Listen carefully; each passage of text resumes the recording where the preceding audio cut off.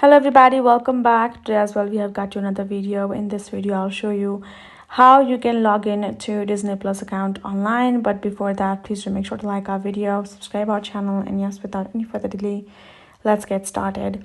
For that matter, simply go ahead, access your browser of your choice, go to the search bar and simply type in Disney Plus. Once you do that, once you get the official website, go ahead, tap on it, and this is how it's gonna look like. So unfortunately, Disney Plus is not available in my region, so I cannot show you the login process, but originally it will simply find you this kind of interface. You can still go to the sign in section, and in the sign in section you will find where you will have to add in your ID.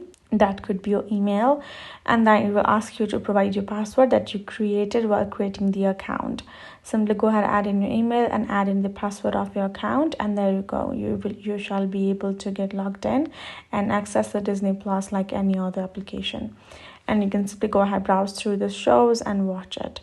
That's all it takes. So hope this video helped. Thank you so much for watching. I will see you guys in our next video.